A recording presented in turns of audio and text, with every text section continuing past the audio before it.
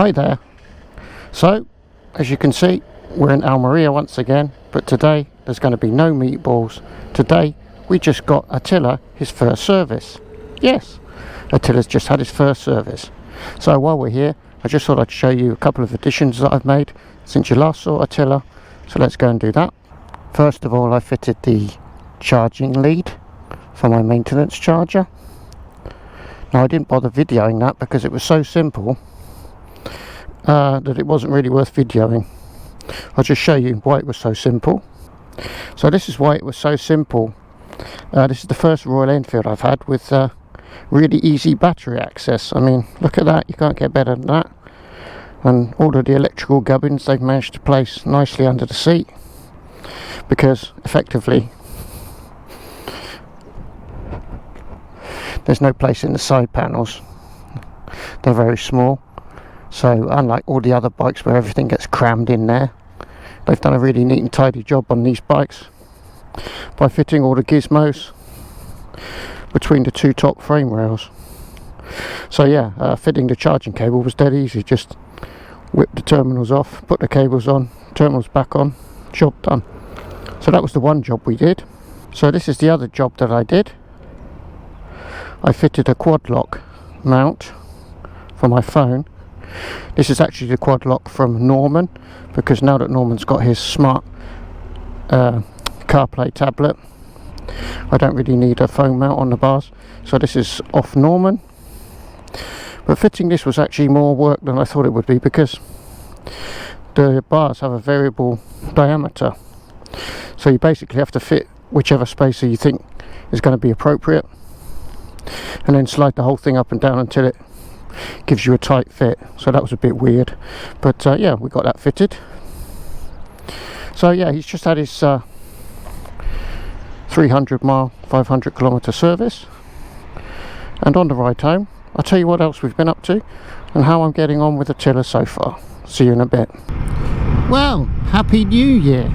Sorry, I forgot to say that in the intro. I meant to, I forgot.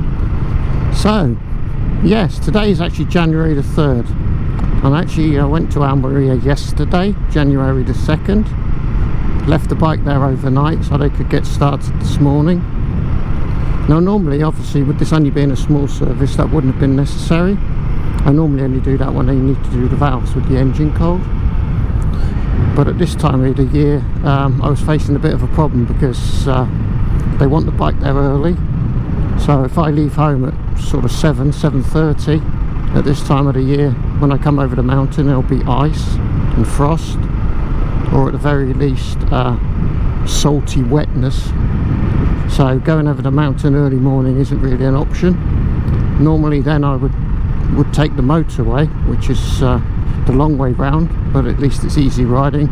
But again, because Attila was limited to 50 miles an hour, I didn't really fancy taking him on the motorway for an hour and a half at 50 miles an hour. Plus that constant speed riding's not great for running in either. So I thought, right, what are you going to do? This is a bit of a problem. How are you going to get there? And then in the end I thought, oh, the only solution is to take it up there in the afternoon, the day before, when hopefully by then the sun will have been out long enough to dry the roads and prevent any ice forming. So that's what we did. And yeah, I had a fantastic ride up over the mountain yesterday. It was really good fun. So yeah, I was in Almeria last night, January the 2nd, and the bonus was that obviously the Christmas decorations were still up. So I got to see the Christmas illuminations in Almeria, and this year they've really gone to town. It was much better than it normally is. The best thing was they always have some sort of installation at Christmas next to the cathedral, and usually it's like a big illuminated globe that you can walk through. But this year they did something a bit different. This year they actually built a sort of scale replica of the cathedral itself in lights, Christmas lights. So yeah, I've got some footage of that and some footage of the street illuminations, which I'll show you here.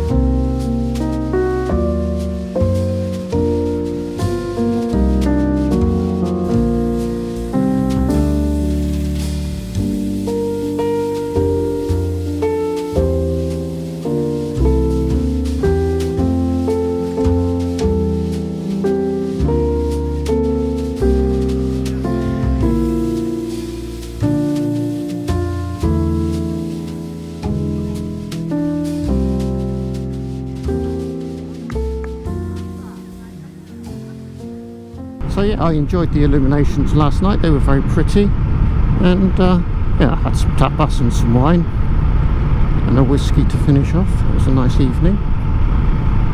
And then this morning I walked up to the dealership in all my winter motorcycle gear. I've got 2 layers on, so I was sweating like a pig by the time I got there. But you need it, you know, once you get up to altitude, once you start going over mountains, you do need it because it's pretty cold at the moment. So with regard to Attila, basically I'm super impressed, but I do have 2 niggles. The niggle with the indicator switch remains. The problem I have with the indicator switch is when you go left or right, there's no haptic click. You can't actually feel it doing anything. You might be able to with your bare hands, but certainly with gloves you can't feel any kind of a click. The only click you get is when you push it off in the center. Then you can get a click, and I can even feel that through the gloves. So it's the lack of haptic feedback that you've actually switched the indicator left or right on that remains a nuisance. I mentioned it on the test ride that I did, and it's a bit of a pest, because I put the indicator on and I always have to check the idiot light just to make sure I've gone across far enough and actually engaged the indicator, because I don't get any haptic feedback that it's on.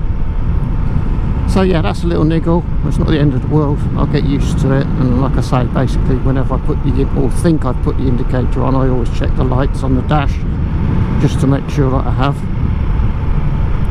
The other little niggle is, and I had a similar problem with my classic 350, strangely enough, the mirrors. I mean, the mirrors aren't great anyway, but I can get the near side mirror set so that it's okay. I can see behind me without moving my head. But I'm having a problem with the far side mirror, the offside mirror. I've got it set now so I can see behind me on that side if I move my head over, but that's as good as I can get it. So yeah, the mirrors aren't great. To me it seems like they could do with being a bit taller. That way you'd be able to see past the shoulder rather than the elbow. At the moment they're kind of at elbow height, which really does restrict the view behind. So yeah, that's another little niggle. But I've been thinking those black bar end mirrors are going to look sweet on this bike anyway, so I think I shall be getting the bar end mirrors, and then that problem will hopefully be gone, because they should certainly be far enough out that I'll get a clear view either side.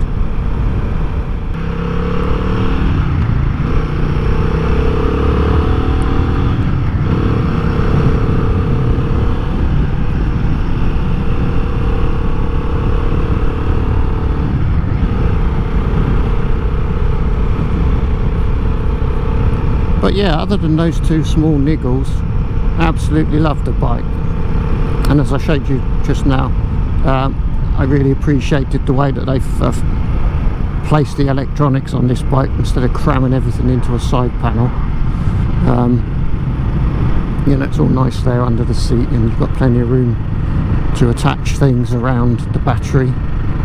So yeah, I was impressed with that. But just impressed with the bike in general. I mean, the ride over here yesterday was absolutely sublime. I had a massive grin on my face. I was going into corners at speeds where on the Himalayan and the Meteor, you know, they'd be on the verge of getting out of shape once you put it onto the side of the tyre. At that speed in the bend, they'd just start to get out of shape.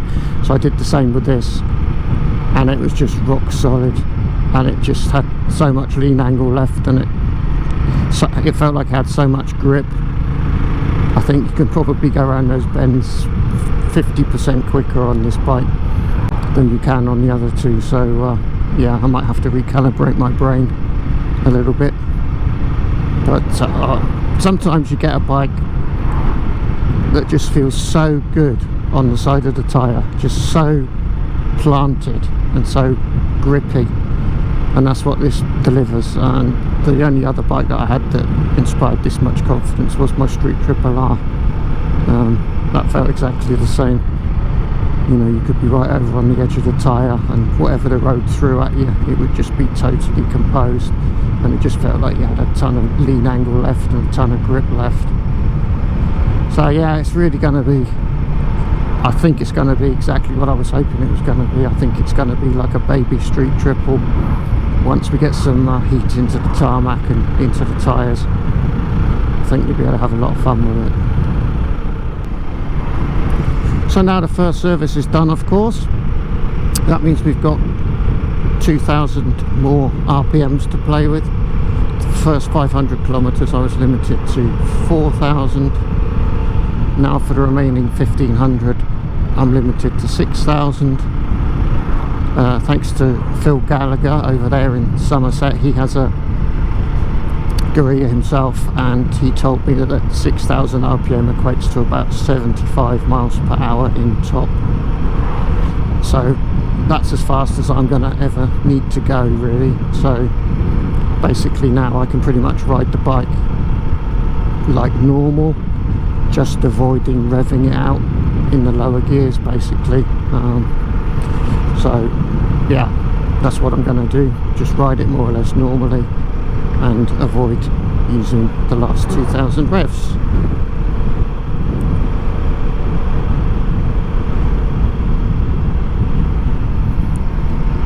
My first couple of tankfuls on the range, I think it's looking like, if you run it down low, judging by what was left in the tank when I filled up, I think if you run it down low and you're riding in a fairly relaxed manner, not ragging it, I think you'll probably get 200 miles out of a tank full. But because these fuel gauges tend to go a bit wacky when the fuel level gets low, they tend to panic you into filling up early, so I filled up at about 150 miles. But yeah, judging by the fuel that was left in the tank, I think you'd be alright for 200 miles. So I think my rule of thumb is going to be, when I get to 150 miles, I'm going to start looking for fuel, and that should leave me plenty of leeway. You see, I'm in Meteor Himalayan mode. I could have overtaken this car, really, with all this power on tap, but that's alright, it's turning off anyway. That's handy, saved me some fuel. Brilliant. Haha, see, EconomicalRides.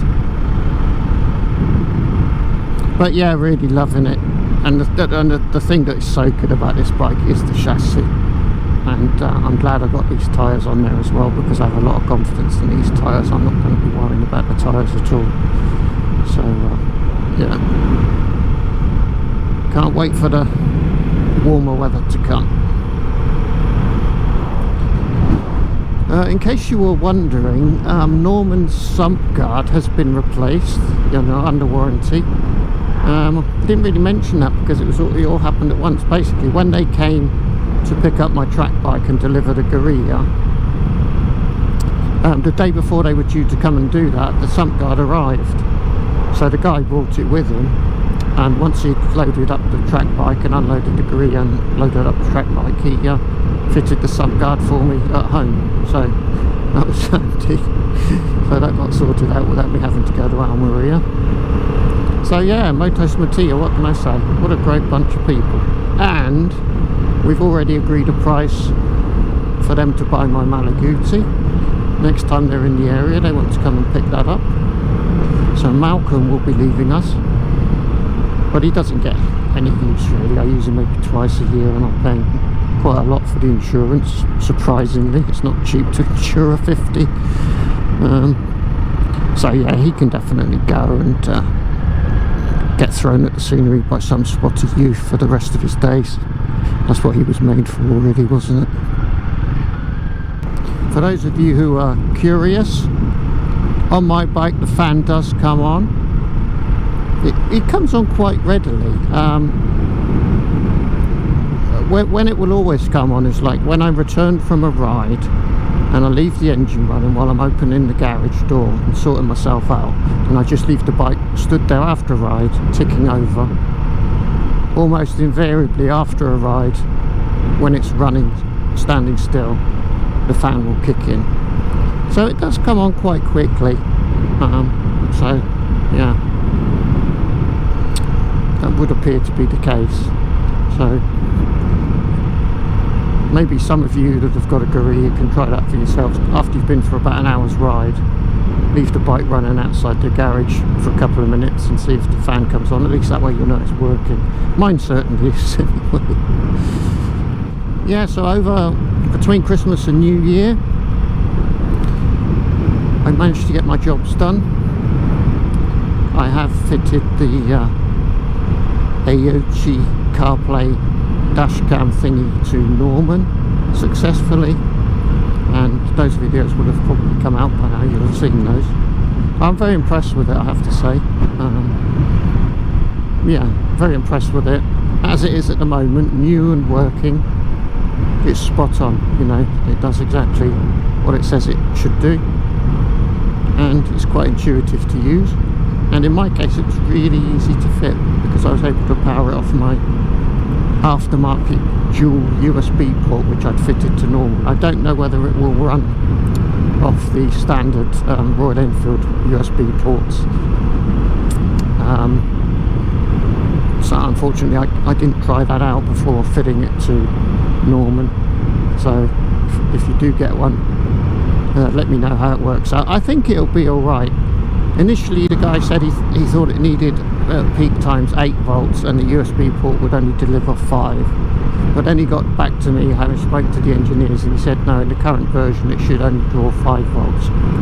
So I think it is now set up to run off a USB port, and if it can, then obviously that's a really easy installation for you. So yeah, if you're into that sort of thing, I can highly recommend it. I think it's really good. Oh, this is nice. Lovely day. Very little wind as well. So hopefully the audio will be a bit better today. It doesn't sound as loud in my helmet as it normally does, so that's a good sign. So is that all of my bike news? Let me think. Yeah, I think so. I've told you that Malcolm the Malaguti is going to get sold.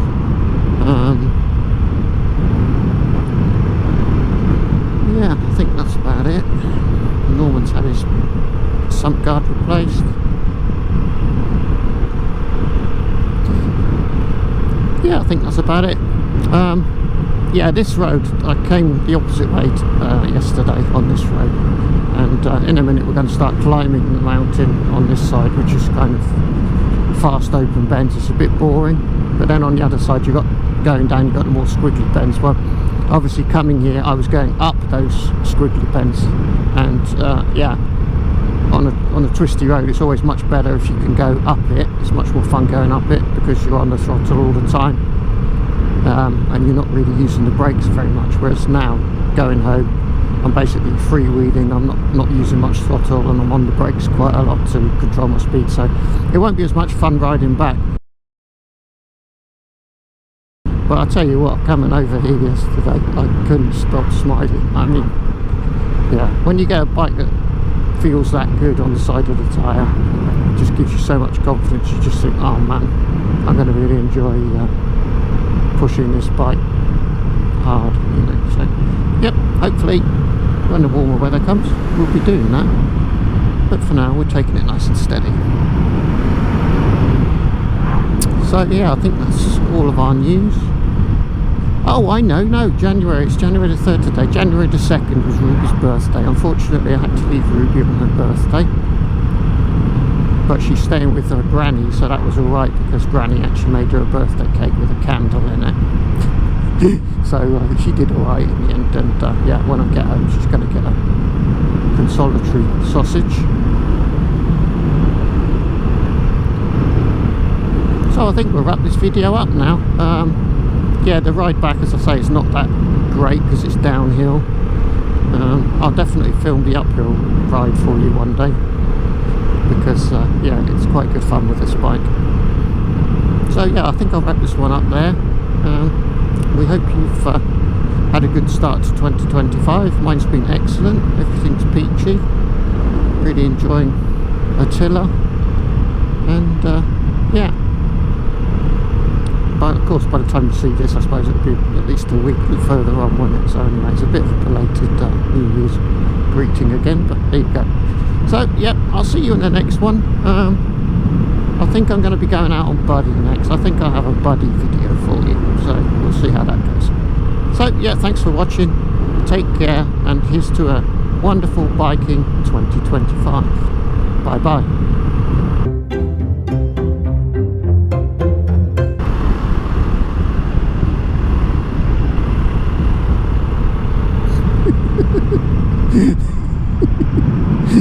This is going to be good, people. This is going to be good. I was saying to the dealer this morning that I am convinced that this is by far the most fun bike that Royal Enfield have brought out so far. I mean, it must be lovely. Fantastic, Attila, and so different to the other two. It's absolutely got to be a keeper, I think, already, which is not what I hoped it would be. That means we're going to have to get a fourth bike now. Damn it! I think this is a keeper though, because I've got no bike in the stable that gives me what this bike gives me. This is just a massive, massive grin factor riding this bike. I think everyone should get one, I really do. This is just so much fun.